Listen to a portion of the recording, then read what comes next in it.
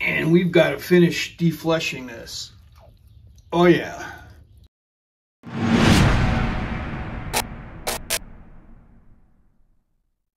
Greetings. Thanks for watching another YouTube video on this channel. My name's Gerald Post. I was not going to do this video because I figured there's just so many of them out there already, and that is how to whiten a deer skull into a European mount. I've got one that I've already done, and I'm going to show that to you here. And it turned out, I think, rather nice. And the process was pretty simple. Once you get past defleshing the skull and getting it ready to be boiled into water, you pretty much are almost there once you get that defleshing part done. There is one minor issue with it though. When I'm boiling, the brain is still in. So I'm gonna have to get that out at some point. And right now what I'm going to do is I'm just gonna show you some of the process that I've already started in whitening this deer skull into a European mount. All I've done so far is I've put this skull in water, and that's all I'm doing is I'm boiling it. So I don't have any other chemicals in there at this point, just water. And we're gonna let this boil until that water starts coming out of there. And actually it's gonna take me about 2 hours of doing this, probably between an hour and a half and 2 hours. And as the water goes out, I'm gonna put regular household vinegar in the water. You know, vinegar is an acid, and it does help when you're cleaning things. I've seen other videos where people are putting in Dawn dishwashing soap, a degreaser, and that, I guess that's fine. I've never tried it, but I'm gonna put some vinegar in there, and I'm gonna let this thing boil. And when I'm done, I'm gonna continue to scrape the rest of the flesh off of it. So this has been boiling for about 25 minutes, and you can see that the back part of the skull there is now up out of the water, and that's got some meat on it. So at this point, what I'm going to do is just going to put this vinegar in it.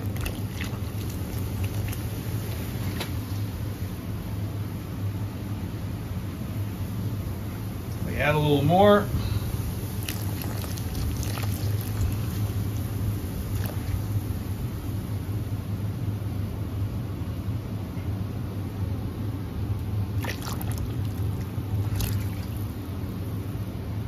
We'll get that boiling again, and it looks like the back part of that skull's covered up pretty good. I'm not really concerned about turning up the flame at all because I'm going to be leaving it in here for that full hour and a half minimum, and it'll get back to boiling eventually, and we'll just keep on going from there. Well, this is exactly the end of the hour and a half boil. I'm going to try to pull this out a little bit and see if we can see anything. These horns are a little bit hot. With that little cavity there, right in the middle, that white, that is the brain. So it's going to be easier for me to scoop that out of there because it's solid. But when you try scooping it out before you boil it, it is quite liquidy and kind of messy and hard to get out. So I took a little video of what I was doing and sent it to one of my relations, and that person was telling me, well, you're not supposed to put the deer skull in the boiling water when the brain is still in, which I don't know if that is absolutely correct. I guess maybe it could be both ways. I'm sure it could be both ways, because if you want to spend all the time digging out brains that might have a disease in it, chronic wasting disease, and you want to get all that out of there, well, those bacteria and whatever else it is in the brain are still alive and well, then go ahead and do it. But putting it in water not only makes that brain easier to get out later, but it kills all that disease that's inside of it, if there is any. I think it makes it much easier to work with. So we'll give it a day and come back tomorrow and take a look at it. Well, it's the next day, and that deer skull has been sitting in that pot of water overnight. So let's take a look at it. We'll pull it out and see what we got. So we got a lot of grease, that's for sure. I've got a pot of clear water here, a bottle of Dawn dishwashing liquid, and we've got to finish defleshing this. Oh yeah, there's a lot of stuff on there. A lot of stuff coming out. So I'm going to start scraping that off right here over the pot, and then after that I'll get it in this bucket of water here, this pot of water, and see what we can do with it before we get it on the table to finish fleshing it out. Let's take a look at the back here. You can see that where the spinal cord went in, that brain is still in there. So I'm going to have to get that out. Usually what I use is a power washer, but because of the temperatures and the time of year, I don't have any hoses that are turned on, any outside water faucets, and I hate to take it to a car wash, you know, and you go in one of those self-serve car washes and splatter brains all over the place. So I think I might have to do this one by hand, see how it goes. Well, we've got our pot of water, and soapy water. And so here's what it looks like after I got some of that grease off of it.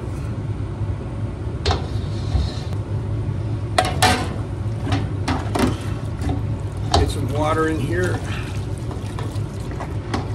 You know, I could probably do this right on my table because I have a drain on it. I think that's what I'm going to try to do so you can see it a little better.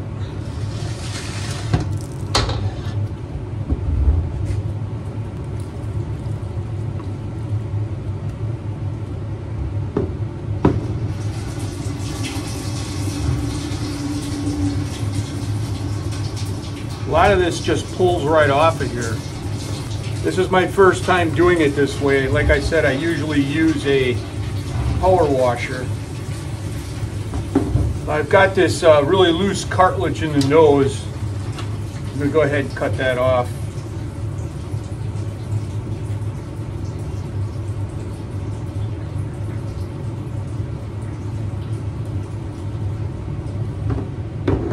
I'm always really careful of this nose here because I don't want to break anything off. Years past I have done that. So much easier with a power washer. I just can't see how to do this without a power washer. It's going to take forever. There's no way. Got to be a power washer. I'm curious about this brain though.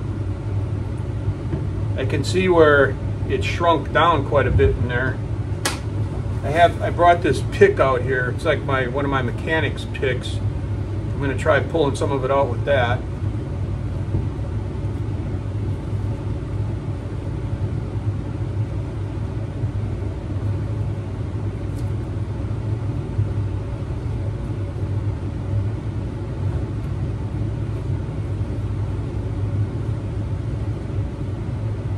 Must be some cartilage or something in there that's hanging it up.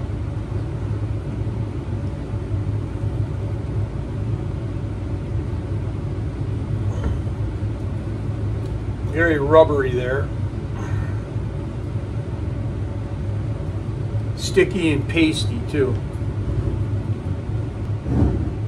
Well, I can kind of see what I'm after, but it's really stuck onto the side of the skull on the inside. Okay, well, I'm going to keep working on it and see where this all takes me. This is as far as I could get it, and I got it pretty far. I think I mentioned, if I haven't, I'll mention it, that I have never done this before without a power washer. And it was very difficult, but it took some time. And it's still not done. So I had planned to go to the car wash today anyway, the self-service car wash, and spray my UTV down, get the mud and dirt off of it.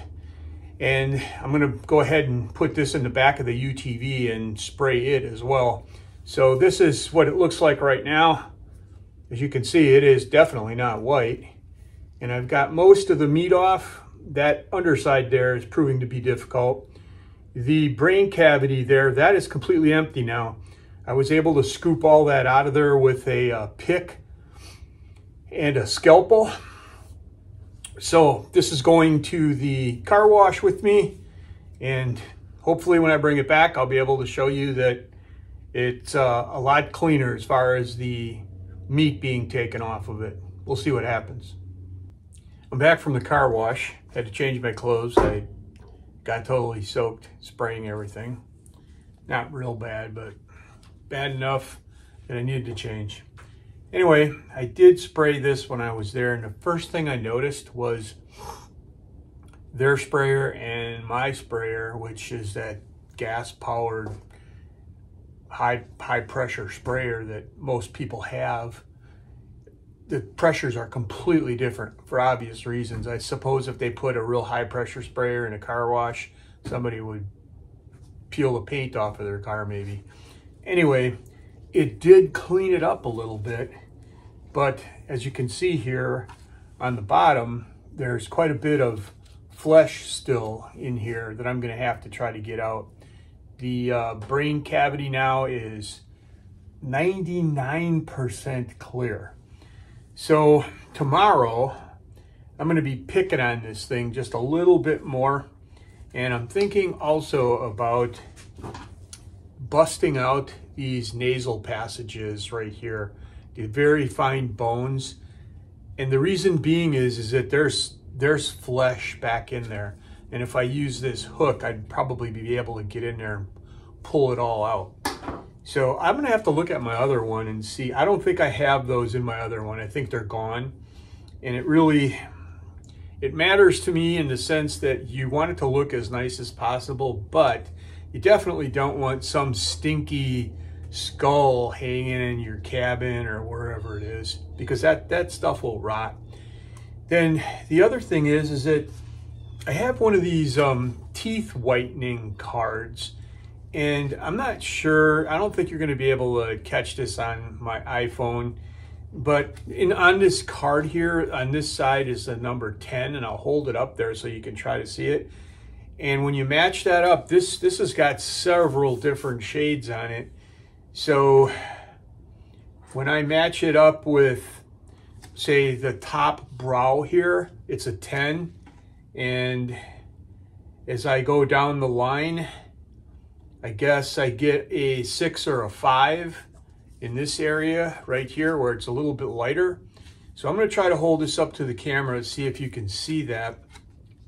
And I'm going to stay with the number 10 just to see, on this side here is number 10, just to see how much lighter we can get this thing using the peroxide method. So hopefully, and I don't think it's going to work, too much light. I'm going to turn the light off. Maybe that will help, I don't know. It does help, but I'll hold it up in the same spot again later on and you be the judge. But that's what we have right there. So I'm not going to do any more on this today. Just going to let this thing dry out a little bit more and then come back at it again tomorrow. And by tomorrow, I should be ready to tape the antlers. I'm going to put something around them. Last time I used just a real heavy duty shop paper towel and electric tape. This time I think I'm just going to wrap it all in aluminum foil. It's going to be so much easier. And maybe some electric tape. And then after that, we're going to mix up a batch of, it's like a salon, beauty salon, liquid and powder. And we're going to put that on there and we're going to see how white we can get this thing. So, till tomorrow. This is all that extra meat and tissue that I got out of the nasal passage.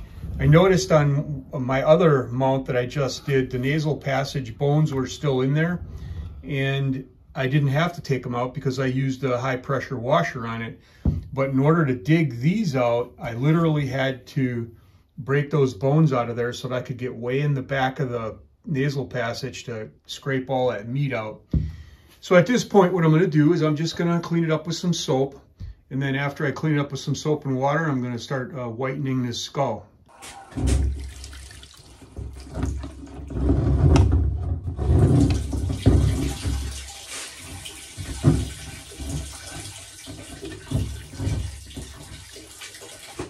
So what I have is, I purchased this all on Amazon, and I don't have any links in my videos, but this is, it's called Cream Peroxide Developer 40V, and that is, I believe, 40% peroxide. So this is a salon, beauty salon type liquid that you can pick up on Amazon. And then the second thing that I have is called Clairol Basic White Extra Strength. It's a whitening agent. It's a powder. And so I'm going to mix this with the peroxide, and then we're going to put that on the deer skull. So you might ask, well, how much of that do you use? I don't really have an exact amount for you. What I've done is I've put about a half to 3/4 of a cup of the peroxide in this dish.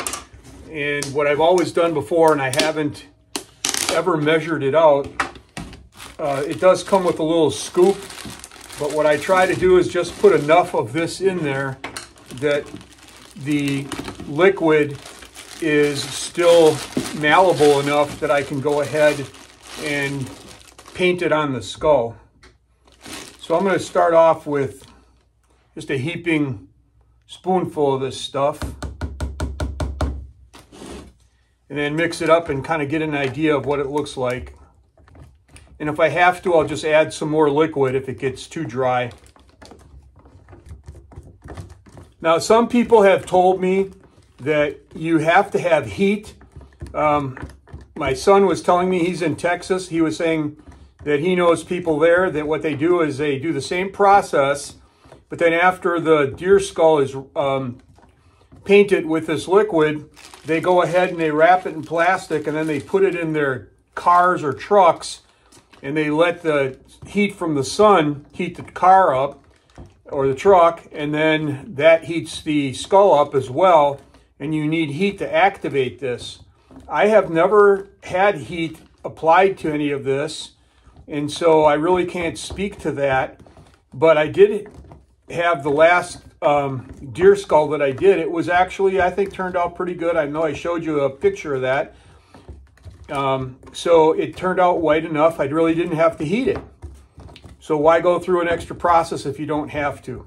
I don't know if that's what they think makes it work better. So if I had to guess, I would say that I used a half to 3/4 of a cup of the liquid. And when you get that Clairol or whatever it's called, white powder that's got that scoop in it, I probably used at least 2 full scoops of that, if not maybe 2.5. So that's about where I'm going to leave it. And then all I'm going to do is just, which I forgot to do already before I did this, but I need to tape these up. So I'm going to go get some aluminum foil and tape these horns up on here.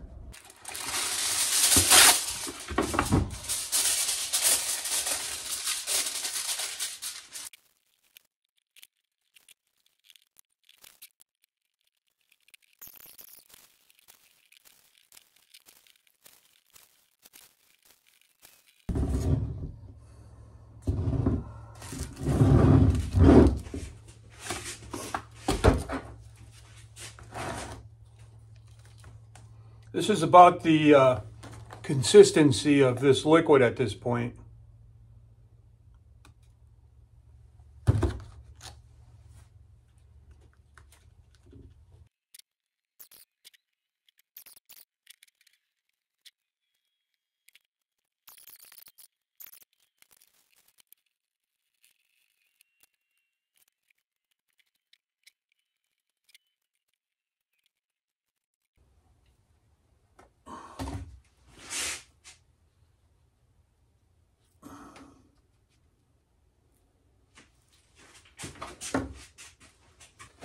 Now they say the overnight low in my shed is going to be 33 degrees. And right now I think it's like about 45. I turned the heater off. I don't want to leave that on all night. So this is going to be probably around 33 degrees for the rest of the evening and then into tomorrow. And we'll come back out and take a look at it again. So here we are again. This is what it looks like. I'll try to hold it up to the camera. It was 33 degrees low overnight. So all of this is not frozen. Right now, the temperature in the shed is about 46, and it hasn't slipped off. So we had the right consistency when we mixed up the two chemicals. We wanted to make sure that it was thick enough that it was going to stick to the skull. So now basically I'm just going to rinse this and see what we got. I can tell you right now, it's quite the improvement.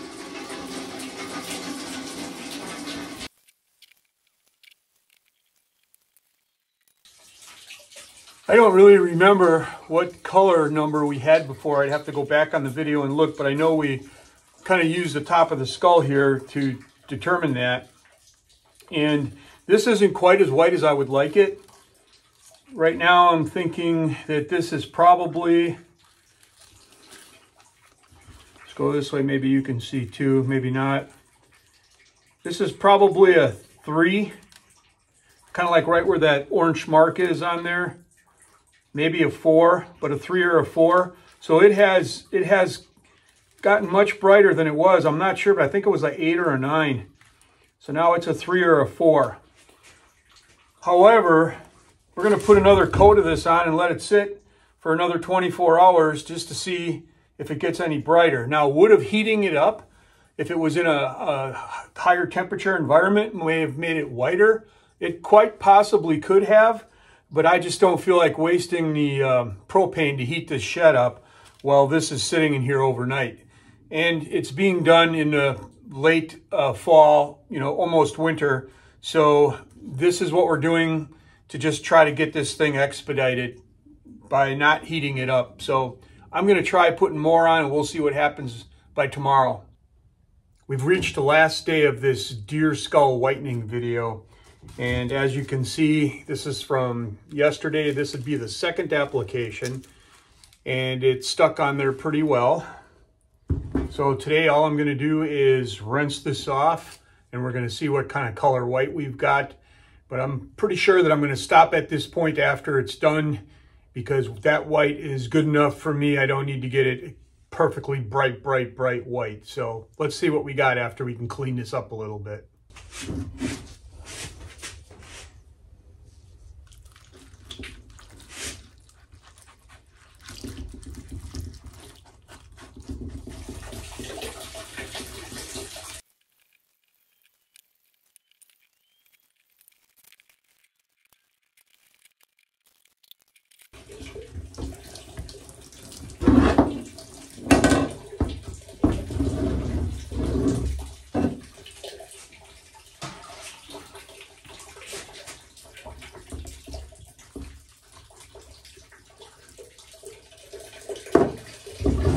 Well, there you have it. I'm going to use this card again, which you probably won't be able to see. I think it got 1 degree whiter, which is a number 2 on this card. So that's it. It didn't turn out too bad, but right now that is good enough for what most people would whiten a deer skull to. Well, there you have it. We did the best we could with this. I think this would make a nice addition to my cabin up north. I think I might have another way to get this a little bit brighter. So tune in to the next video and we're going to work on this one more time.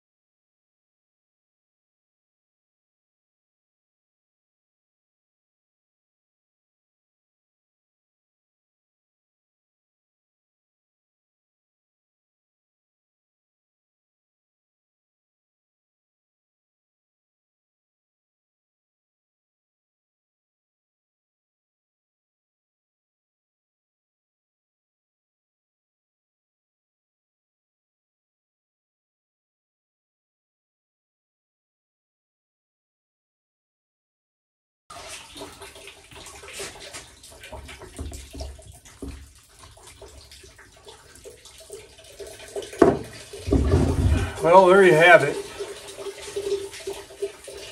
I'm going to use this card again, which you probably won't be able to see.